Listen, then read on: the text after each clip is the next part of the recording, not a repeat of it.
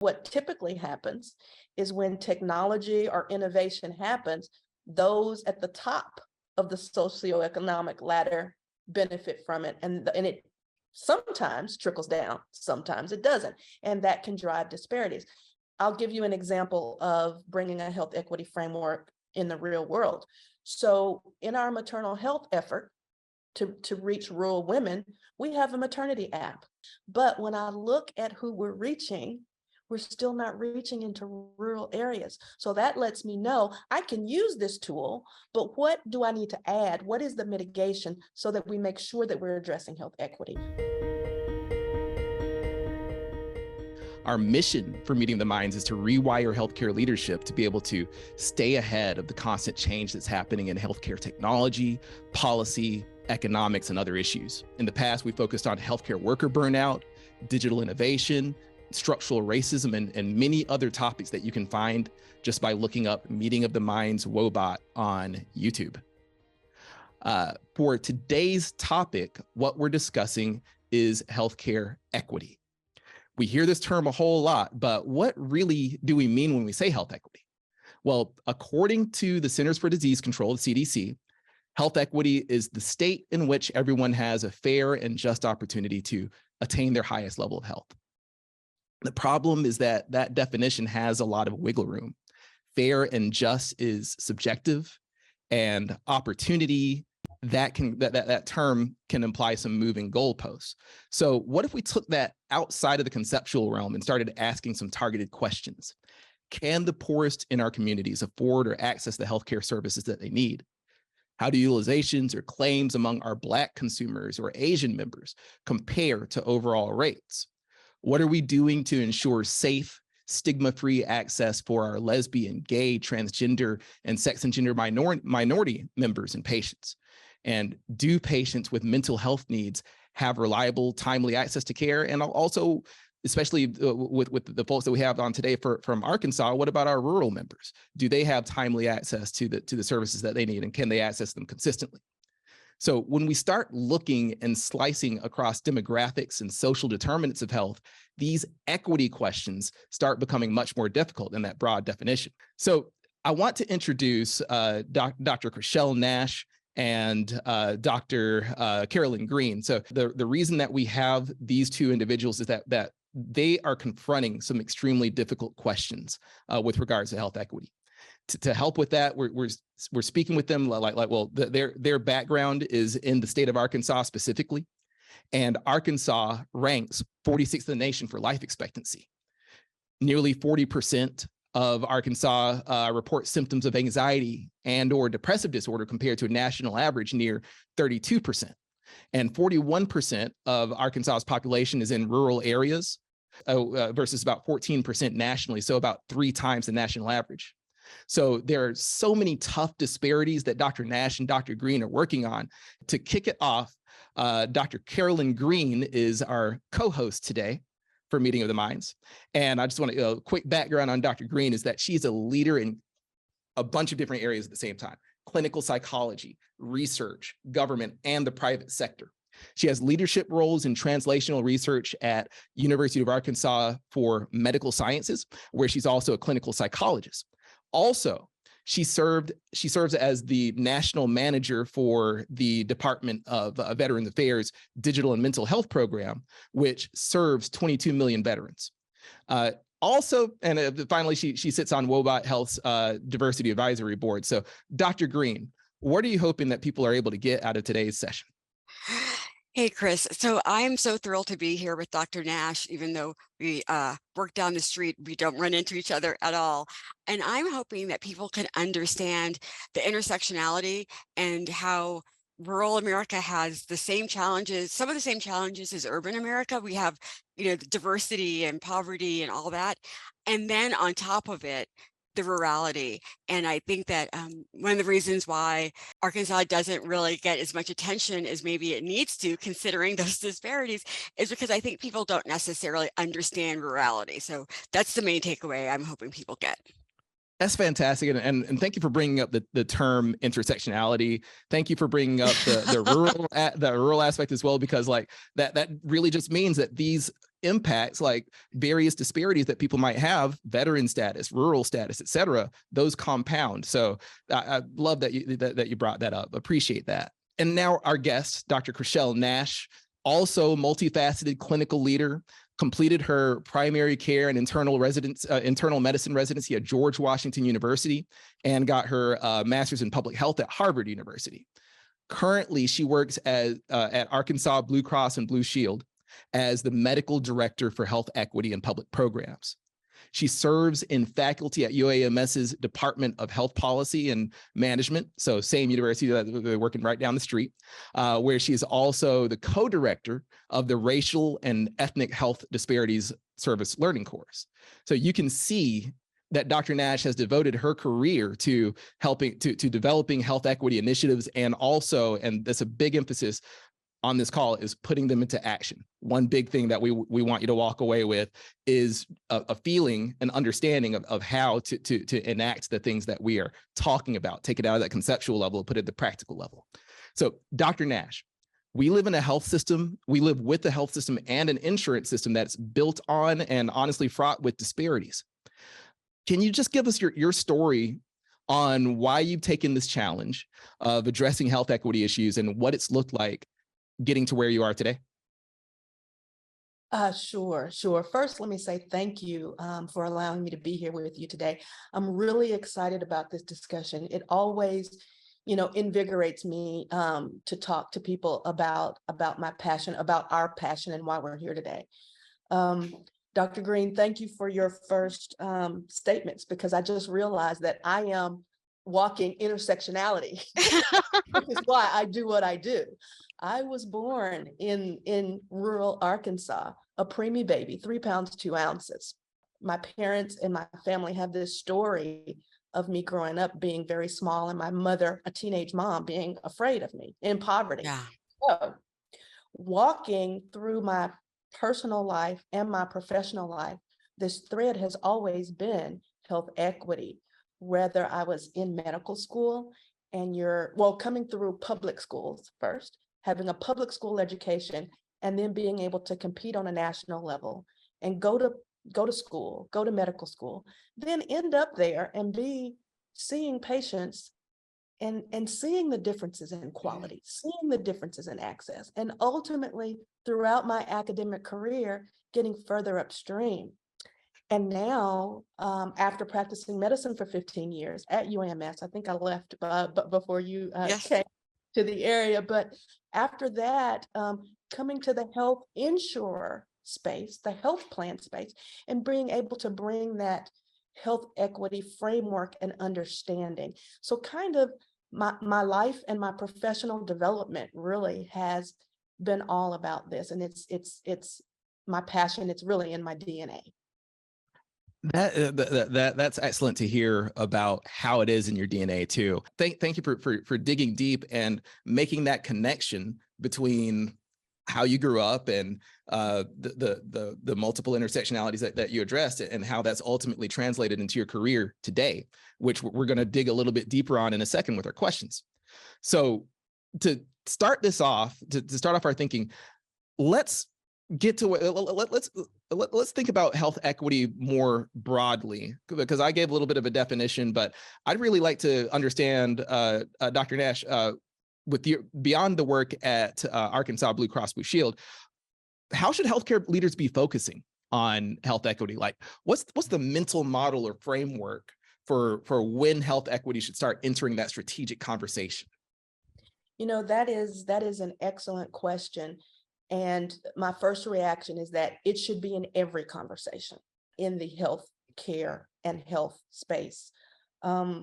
Let me say that the way I have begun this is first starting, like you did, with the definition. We have to understand what it is. Now in the public space, we hear lots of words, right? We hear diversity, equity, and inclusion. We hear health equity. We hear social determinants of health, and all those different things. They're interconnected, but what do they mean? What do they mean? And then, to your point, what do they mean for action on a day-to-day basis? We can stay in the theory for a long time, but it starts with the definition and understanding what that is. And then in my framework, as I told you from my career, I've kind of learned if I'm bringing a health equity framework to population health management into the enterprise, that means that I am looking in a framework from end to end. On one end, it is quality healthcare, right? Who's getting quality healthcare? But when I step back further, it's who has access to healthcare. That gets you into the insurance space, right? So there are issues around there. Then I say, well, can we get back further upstream? Well, before you have insurance, you live in a social environment, right? You're in a social environment and a physical environment that supports healthy behaviors or it doesn't, right? And that environment has resources or it doesn't have resources. So I'm going to get further upstream. What determines what those resources are and where they are? They're different in different communities. They're different in Northwest Arkansas. They're different in the Delta. And we have to understand all that. And once we determine, once we reach all the way upstream to addressing resources and directing resources to where they need to go, that's when you're addressing health equity. So that's kind of my big picture framework that is really disease agnostic, because I think there are certain commonalities, but differences in different areas and in different populations. So I would say define it, understand the framework, but then if I blow it up that big, then you're wondering, well, what the heck do we do, right? It's so big, right? Well, I'm about to interrupt and ask you that exact question. Could you tell us about some of the specific programs that you're working on? Because if health equity touches everything, what is the scope of your team? Exactly. So when health equity is that big, you have to depend on partnership. A health plan, a health system can't do everything. We have to determine what our role is. But one thing that I want to add in there is look at our policies, our processes, and our programs to ensure that we are not driving disparities. So that's another important critical point. We have to be a partner at the table, tables that we probably aren't used to being at as a part of health, but also look internally. And so that's part of what we're doing at Arkansas Blue Cross Blue Shield. This is a journey. It's not a destination, and we're beginning our journey. So when you ask, what does my program do? My first answer is it's not a program. We can't programize this. It is really a framework and an initiative that I use a diffusion model. I try to touch every single area of the enterprise in terms of who we are, what we do, and how we do it. And a part of that always has to be intentionality and moving to action. And one of those areas, as you know, everybody's been living through the pandemic for the last 3 years, right? And that heightened awareness and gave us an opportunity to actually name and explain health equity inside and outside my organization and get traction to start moving around issues such as maternal health, diversity, equity, and inclusion in our workforce, marketing, and all those different things. So I would say that my program is one of an initiative, as its diffusion in touching communities and partnerships, in touching patients, in touching internally, and not to try to silo health equity into its separate area, because that again is going to make it unsuccessful and probably unsustainable, if that makes sense. Yeah, I think that's a huge point. And particularly like the framework, starting with that framework where we're focusing all the way down on like the quality that people are receiving on a one-to-one level, then the access, then the community resources that they have.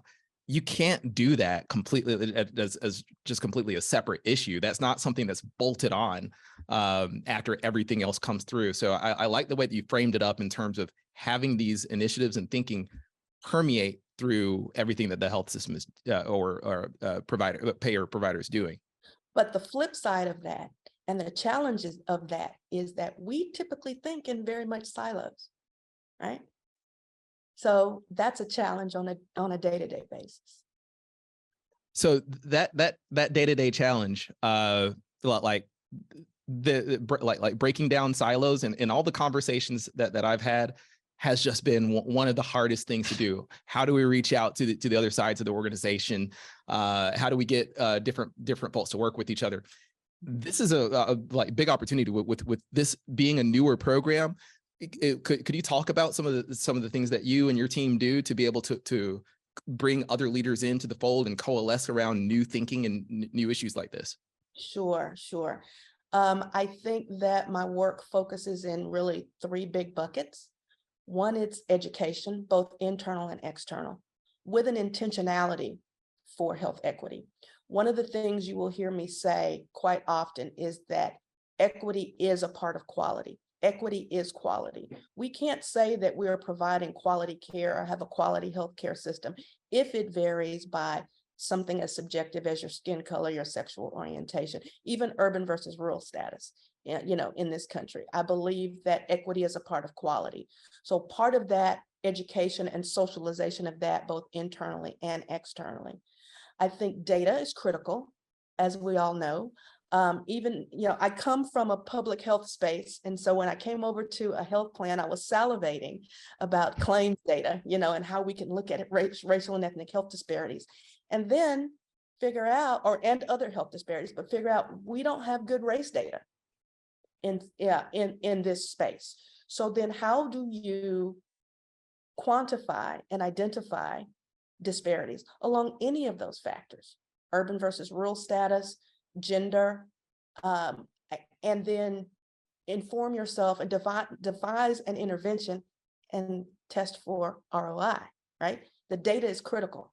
So I'm working with data teams constantly to get to that level, but also to make sure that in our data and in our process that we are not baking in bias.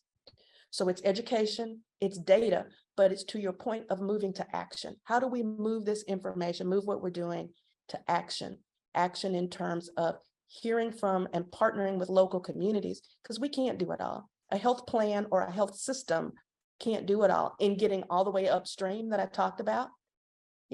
So it's about partnering. And I am boots on the ground, literally in the Delta, in Northwest Arkansas, building those relationships, finding people who have been in this space, doing the work, and figuring out how we are value added together, as opposed to in separate silos.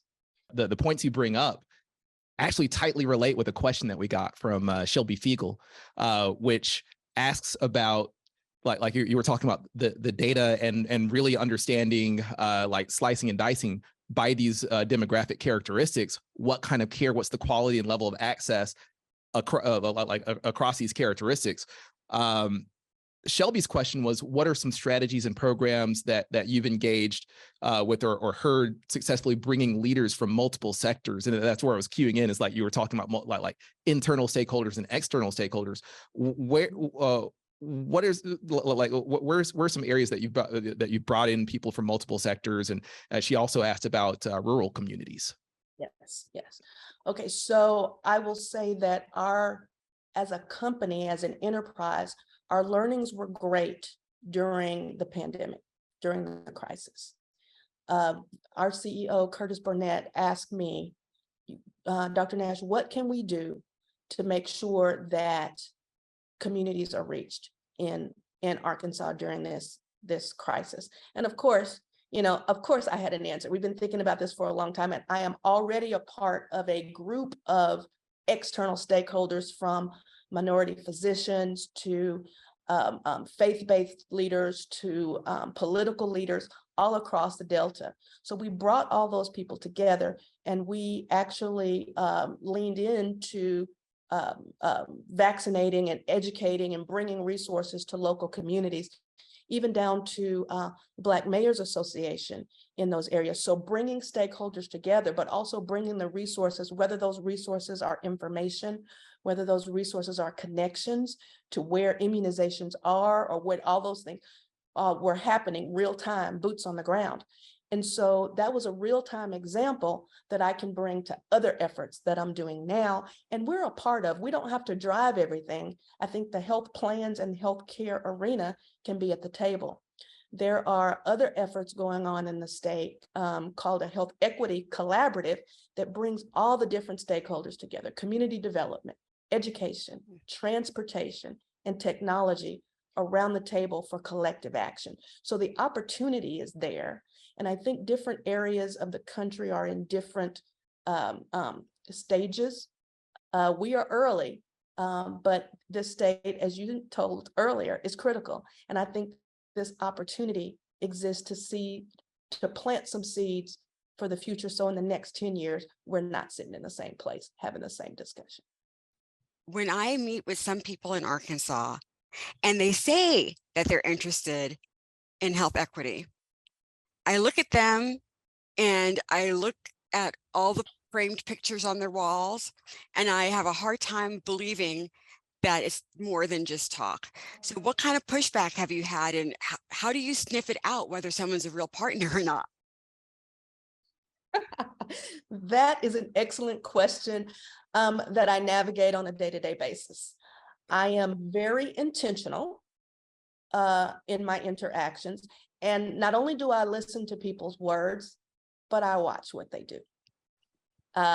Okay, so that's one that kind of lets me know what's going on. But I have gotten some pushback, but I need to hear that pushback so that we can respond and understand how to navigate.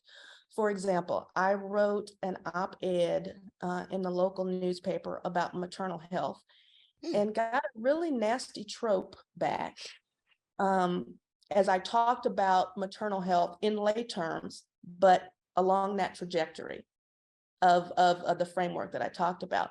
But the trope came back that was very misogynistic and very, very, very nasty about women and about Black women.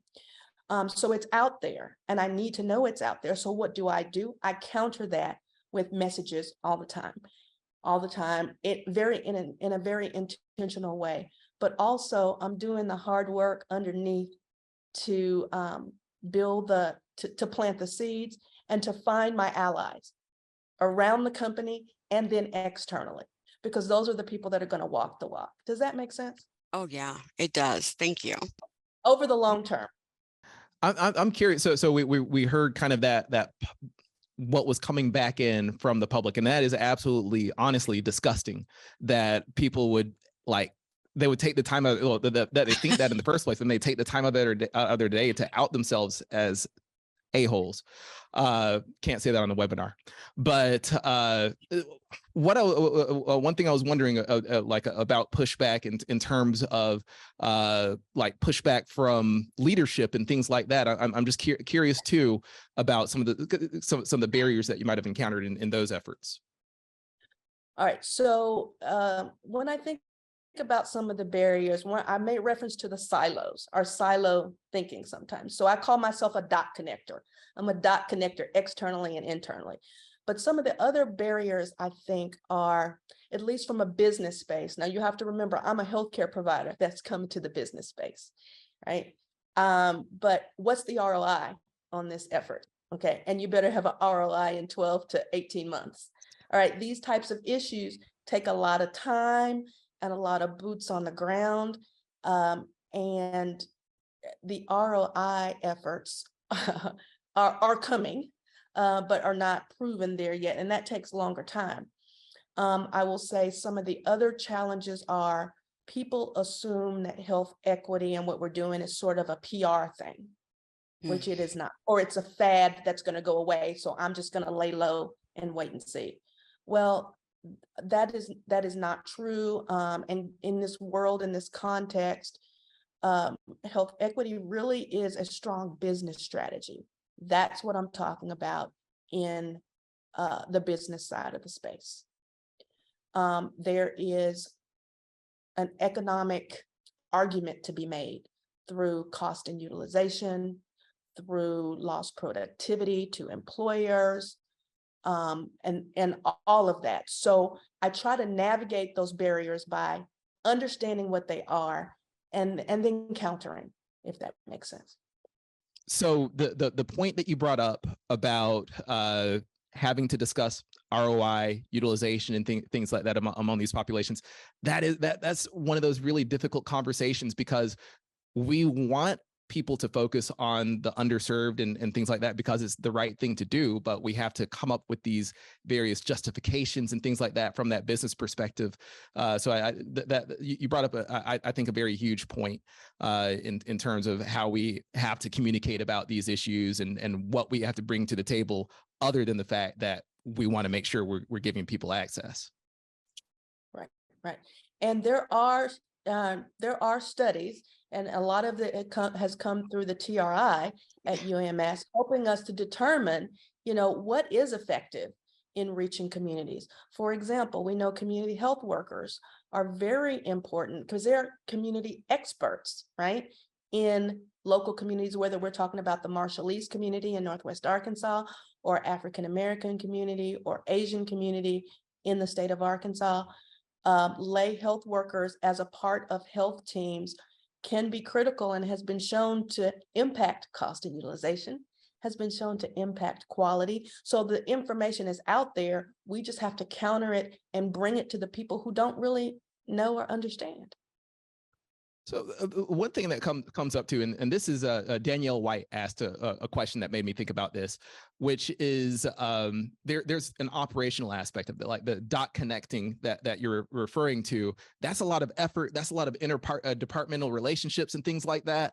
And her question was around the staff and resources department needed to do that. Can you give us kind of a lay of the land on the operational part of making these kinds of health equity dot connecting issues happen? So again, my framework has been not to create another silo, but I need to grow a whole bunch of more dot connectors. And those dot connectors are in a lot of different places, like in our inside Arkansas Blue Cross Blue Shield, in our employee resource groups, or we call our diversity, equity, and inclusion efforts Imblusion.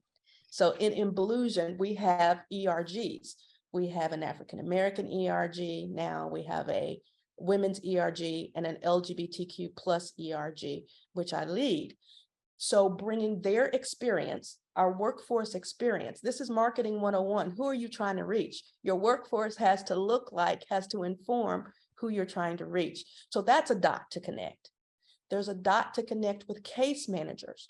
We talked about, or we hopefully will talk about maternal mortality and maternal health. Well, in the health plan, we have case managers who are working with expectant mothers. Do they understand health equity and cultural humility and what they need to do? So that's another dot. So dot connectors are happening all over the place, including with our large employer clients, because they're asking questions. Everybody's asking. So what are you doing about health equity and diversity, equity, and inclusion? And the other dot I'll connect that we all need to be aware of as healthcare, there are a lot of different agencies, state, federal, and otherwise, and accrediting, who are asking the same questions. So this is the right thing to do. This is a business imperative to do in terms of the diversity, the growing diversity of our world and of our state, but also from a regulatory point of view. So I try to pull all those levers, depending on who I'm talking to. Okay. I'm going to jump in and ask a question, go back to that workforce development issue, because that's actually a space where I do a lot of work. I sort of co-direct one of these fellowship programs, and have some different infrastructure to try to have a more diverse workforce of scientific researchers is the area that I'm really in.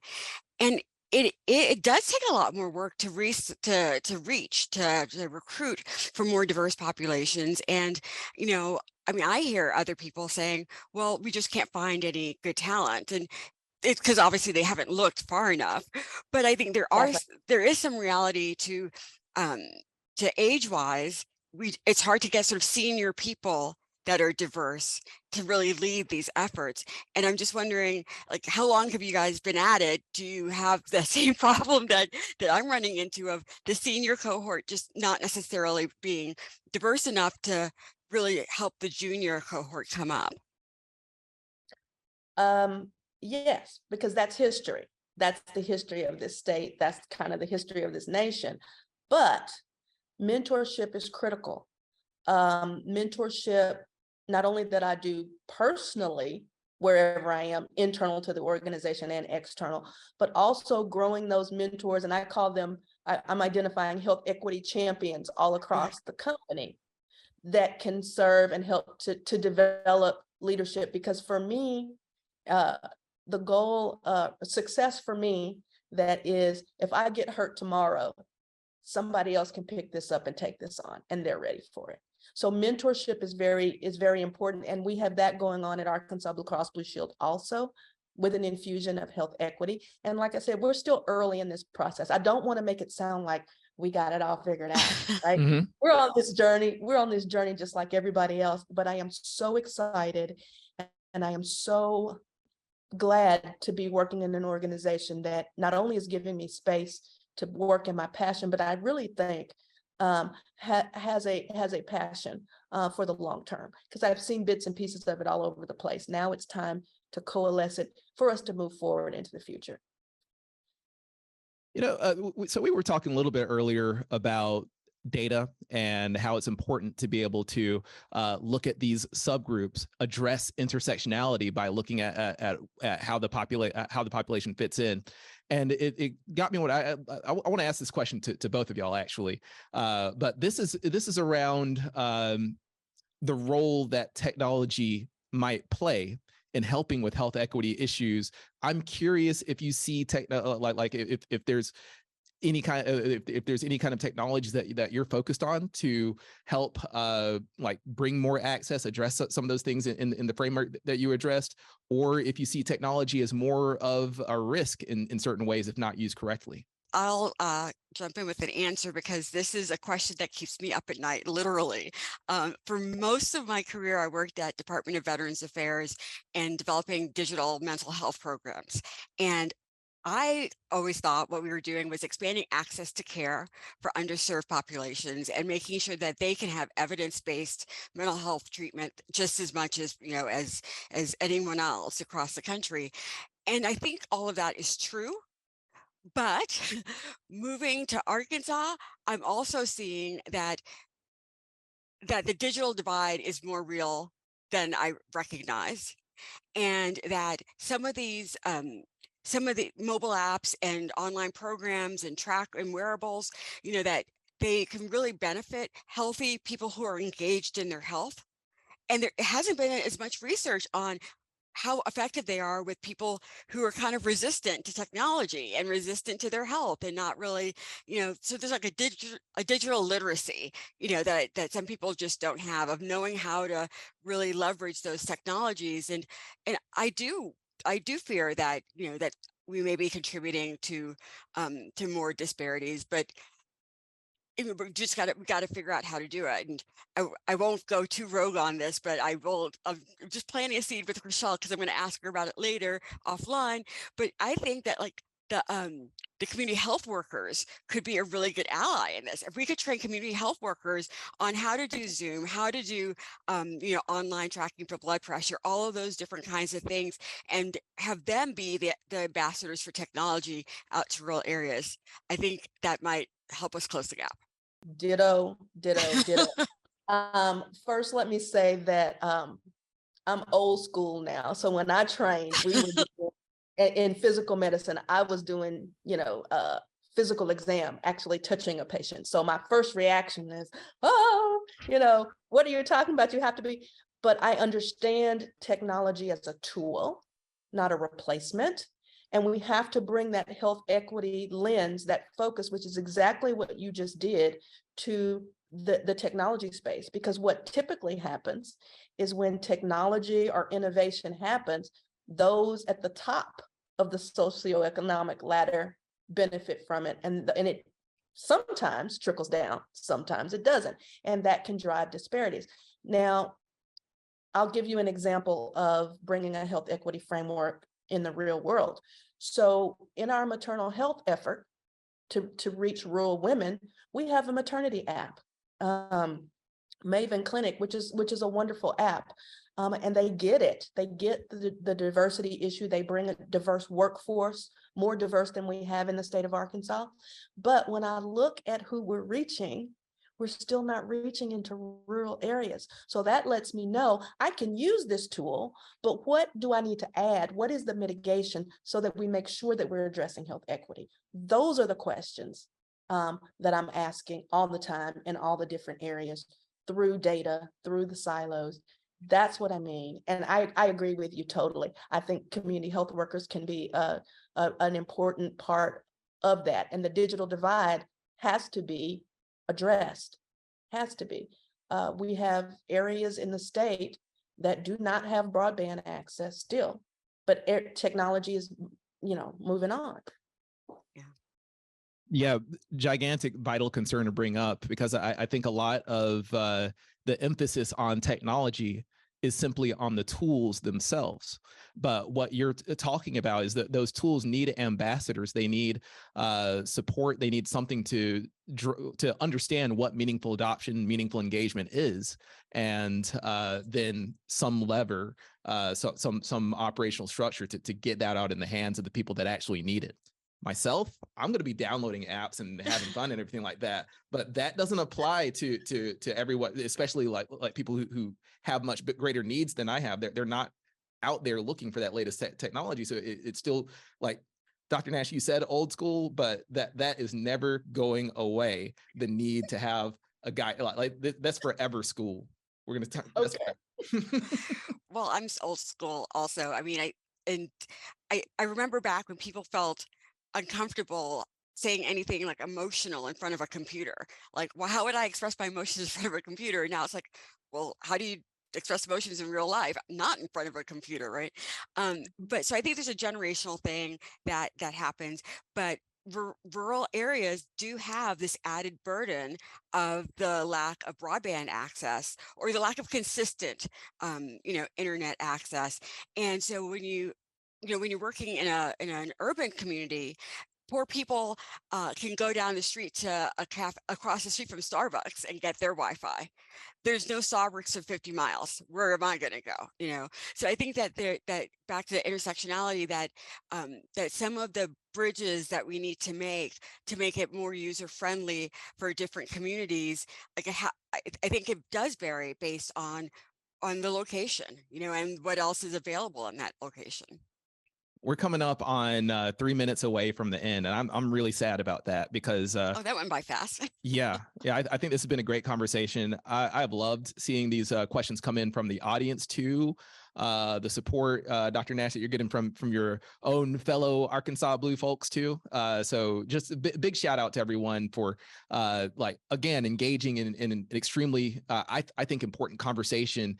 I hope that by hearing about the coalition building that Dr. Nash is focused on, the workforce building, and just the perspectives that Dr. Greene has brought to the table, I really hope that you're getting a lot out of this. There's a question that we always ask of every guest, and Dr. Greene, I'm going to put this question on you as well. I'm going to give it to Dr. Nash first, so you can think of your. Okay. So this question, simple, deceptively simple, but if you could change one thing about the way that healthcare is delivered in this country, what would it be? Now, let's start with you, Dr. Nash. That's the $64 million question, right? Oh, or billion, whatever the case may be. I think when I think about that question and I think about health equity, what I want the healthcare arena to understand is that if I could change, I would want us to understand that we're all in this together, in that because we have inequities, because we have disparities, we're all worse off. And if we understand that, I think that's going to get us away from the us versus them mentality that we have, that I think drives a lot of what we deal with. So what I would say is I wish the healthcare system knew that, or understood that we're all in this together, that to help the least of us is to help everyone. We are. We really are. And a lot of the us v them that happens is among people who share similar problems and similar backgrounds. So like you have people fighting over this and that, but they're disparaged in various ways that they're not even acknowledging that us to be them. Dr. Greene? Okay, well, I mean, if you're giving me the magic wand, I would say I would make it that healthcare is actually incentivized as opposed to illness care. Like flip the whole thing where the richest doctor is going to be the person who can keep people living to past 100 years old. Like that's going to be the fancy doctor that's driving the Mercedes, right? That somehow the whole system will revolve around teaching you to take better care of yourself, having resources to take better care of you, and recognizing who needs more of those resources, as opposed to waiting until people are sick to try to, try to fix things that are broken. Let's keep them from breaking in the first place. Amen. Yes. Yeah. I'm gonna say it. The financial structure, the financial underpinning, the incentive structure. We've asked this question of each guest, and I would say that's come up more than half of the time. Is we need to change how these payments are made. We need to incentivize care for the people that have need. I love your idea, like that really personifies it, Carolyn, about the doctor who can keep people consistently living above 100. That's the one that gets the Mercedes. Yeah. So love that concept. Love that thought. And again, big thank you for I mean, I think this has been incredible, this session. I don't know where this 46 minutes went. For folks that want to reach out, keep in touch after this conversation, Dr. Nash, what's the best way people can find you? I am at crnash@arcbluecross.com. Good stuff. We'll flash that on the screen on the YouTube version. Carolyn, what about you? cjgreen@uams.edu. Fantastic. Well, we spoke about many health equity issues today, and each issue we brought up has enough depth, has enough study behind it that we could give it an entire 10 sessions, if you will. But if you want to continue looking deeper into how healthcare leaders are addressing equity and disparity issues, our conversation that we had with Clover Health's CEO, Andrew Toy, on structural racism in healthcare is a good follow-up to this one. But with that, thank you again.